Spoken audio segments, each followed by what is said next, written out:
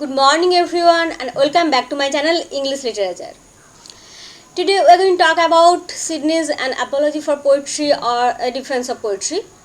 We have talked about Sidney and all of his work in details, but I again just take three of his work, Arcadia, Apology for Poetry and Astroplan Stella, and started discussing them in separate videos. Okay. Now, Sidney wrote the Apology for Poetry in 1579 or 1580, and it was not published until 1595. So it was published in 1595, 9 years after his death. And in the same year, another edition was published under the title The Defense of Poesy. So the Defense of Poesy and An Apology for Poetry, they both are same, and they are just two different editions. You can have a look at the book front page and have a look at Philip Sidney. In this essay, Sidney demonstrated the power of poetry since classical times and expresses confidence in the English languages. Most popular work boosts the confidence of writers. So it was the most popular work, and you can say that the root of criticism. Today we read about criticism theory, and that trend of literary criticism has started with Sidney's Apology for Poetry. It is one of the most important contributions to literary theory and of course criticism. Sidney responds in the work to an emerging antipathy to poetry as expressed in Stephen Gosson's The School of Abuse. So you can say that Sidney's Apology for Poetry or Defense of Poesy was in response to Stephen Gosson's The School of Abuse. Gosson was an English satirist. He dedicated this work to Sidney. You can imagine the plan. He dedicated the work to Sidney without his permission. So he did not directly attack Sidney, but he dedicated this work to Sidney without his permission, and there he criticizes about poetry and he dedicated that work criticism to a poet, and that is the indirect challenge to Sidney. Okay, now chew it, buddy.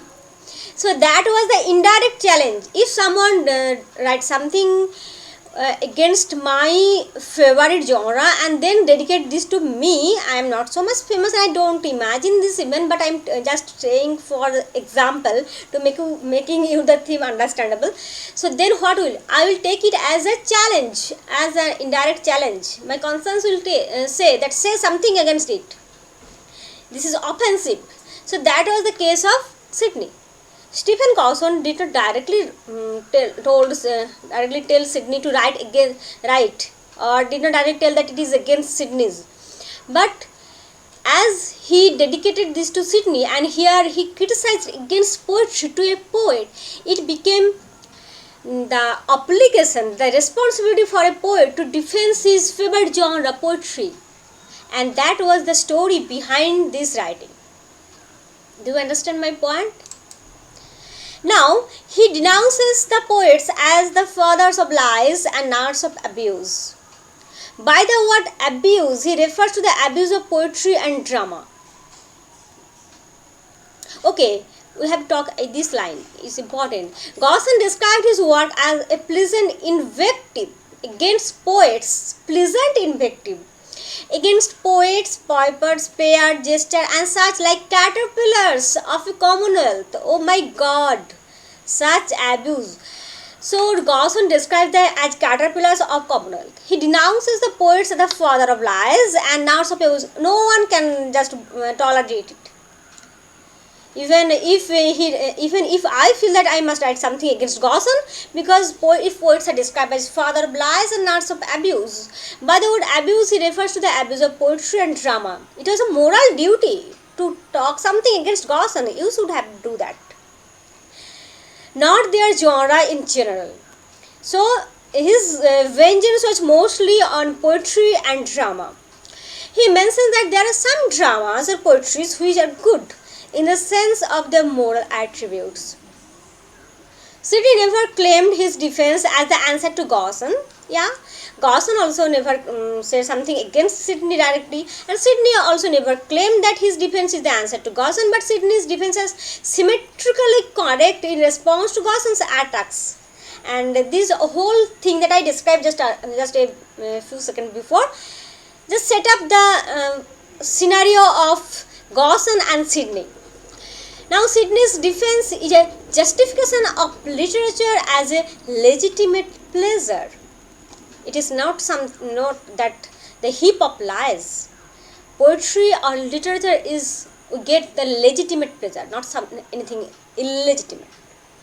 Poetry is an incentive to the practice of virtue. He highlighted the important aspect that proved the reputation and significance of poetry in the upbringing of human civilization. Now, Sidney's defense was not only the reply to Gosson's attack, but in general it is against all the charges that had been put on it since the classical era. Do you remember Plato? What does Plato say? What did Plato say? Plato said that poetry should be banished.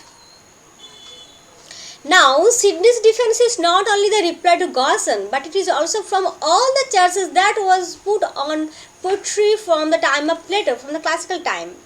Like a logician, he takes the points one after another and with perfect reasoning establishes his defense. In the classical age, poetry was acknowledged as a nurse and light giver. In Rome, poets were called poets, is that prophets. In Greece, they are called poetin, is that mean maker. So, even from classical era, poetry was denounces in various abusive terms. Even then, in Rome, poets are called poets, that prophets. In Greece, they are called poetin, means maker.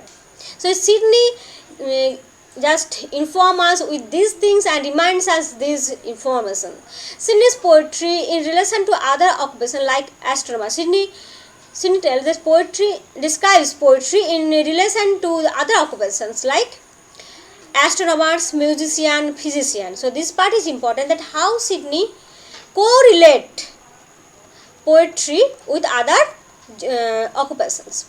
The poet, though not tied to a particular subject, imagines things from a broader perspective. So in this respect, poets are much more important than other occupation. The subject of poetry goes beyond nature, as a poet can imagine things better than nature can be produced. So poets are maker of maker. So nature can produce something. So nature is the maker. Nature make a beautiful rose, and now after envisioning the rose or observing the rose, the poet creates something more about the rose, just attribute some more poetical characters and capabilities and beauty on that rose. So poet is the maker of maker. Okay. Sidney refers to two definitions of poetry from the two most famous theologians from classical history, Aristotle and Horace. So Plato just criticized poetry, but Sidney refers to definition from classical. Who are these? From whom did Sidney quote? As Aristotle and Horace, two classical writer. And for Aristotle, poetry is a mimetic art, an art of imitation. And according to Horace, it is an art that serves twofold purposes. It teaches and delights. So you have to keep in mind these two names. Who are those two classical poets or writers whom Sidney referred in his defense of poetry? They are Aristotle and Horace. And what did they say about poetry in their writing? What Aristotle said and what Horace said. Okay. Sidney classified poets in three categories, very very important. What are the three categories? Religious poets, philosophical poets, and the right poets. And among Sidney described religious poets, who are religious? David, Homer. Physical poets, they are Lucretius, Roman poet. And in right poets, who imitate the purpose of teaching and delighting. So who are the right poets? and the right poets are the main concern of Sidney and main attention of Sidney. They are the poets whose purpose is teaching and also delighting, not only teaching, not only delighting, but the both. His concern is not only to focus on what is or has been or will be, but also what may be and what should be. So do you understand this line? A right poet's concern will be not what is or what has been or what will be, but what should be, that importance, what should be. He mentioned the categories of right poetry. Again, the categories of right poetry, he divided it in several sub-genres like heroic poetry, lyric, tragic, comic, satiric, pastoral and others. All types of poetry have different roles to play in shaping human behavior. There is some printing mistake. Human behavior and life. It will be shaping human behavior and life. Pastoral poetry pleases us by its commentary on common life in general, whereas satire ridicules human follies. Tragedy introduces us to the transitory of human existence. So you can feel that all these genres of poetry in any way purge our emotion, uplift our feelings and shape or mold our behavior. Pastoral poem, they are the commentary on common life. And again, through the tragedies, we feel that how ephemeral, how transient is our earthly existence. Lyric poetry soothes at its sweet lyricism. Epic projects loftiest ideas. So all these genres of poetry and have great value in shaping human behavior and human life and human psychology also. A good comedy will make you laugh and you will purge out of your all those toxicity. Sidney praised some as the highest order of poetry, very very important. Which is the highest order of poetry according to Sidney? Some. In this way, Sidney shows poets have great advantage and scope over philosophers, because poets are not only poets, they are also philosophers, because they says what should be. Philosophers can inspire people to think only, but poets can inspire them to think and act likewise. This is very important, in which respect poets are superior to philosopher. So poet versus philosopher, in which respect what is the line of discrimination as described by Sidney. Now, most of their thoughts are obscure and difficult to understand. Yeah, of course, the philosopher's thoughts are obscure and difficult to understand. Again, Sidney differentiates between historians and poets in the respect that historians only deal with the activities of the past but cannot provide guidance for the future. Moreover, so this is again important, what is the demarcation line between historians and poets, and how in which respects poets are far superior than the historians. Now, the historians only deal with the activities of the past but cannot provide guidance for the future. Just the facts and fables and fabulas of the past incidents. Moreover, the historians project incidents of injustices and wrongdoings. Yeah, history captures everything, even it is right or wrong, of the past that can corrupt and set bad example for the present and future. Oh, this is the drawback of the historian that mentioned by Sidney. So, this is the drawback of historians that is mentioned by Sidney. And poets like a philosopher, who is also concerned with the moral percept. So historians have had no moral values, no moral obligation for the society, but poets have the moral obligation towards society.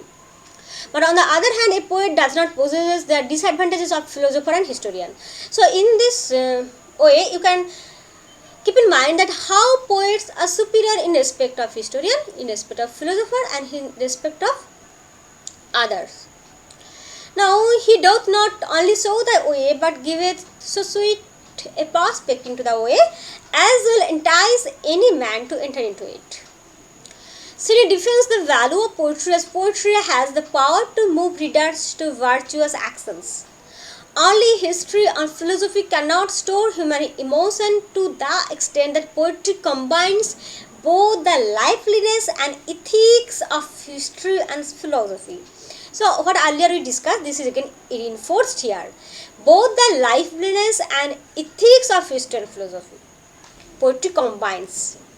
Keep this line in mind because they can be asked in any competitive exam. Plato, who himself was the most poetical among the philosophers, planned to banish poets from his ideal republic. And also Gosson what said caterpillars of commonwealth. Okay. Therefore Sidney confesses that he cannot take him as an enemy of poetry. Plato did not intend to ban all poets, but only those who spread false religious ideas. Okay, so how Sidney support and not supports Plato? Sidney support Plato that Plato did not banish everyone from his ideal republic. Only those who spread false religious ideas. Now Sidney praises Geoffrey Chaucer, who was the only poet before Renaissance, and also praises Earl of Surrey. This name you have to keep in mind, Geoffrey Chaucer, Earl of Surrey. In the option there will be Geoffrey Chaucer, or in some option there will be Earl of Surrey. Sidney's An Apology for Poetry was the first remarkable critical essay in English literature, and Sidney first paved the way for literary criticism. In this respect, it has great literary value. So what do we read about literary criticism, literary theory? It all started with Sidney's Apology for Poetry, and it is a great piece of literature as well as literary criticism. Okay, with today's defense, we finish our defense. Thank you.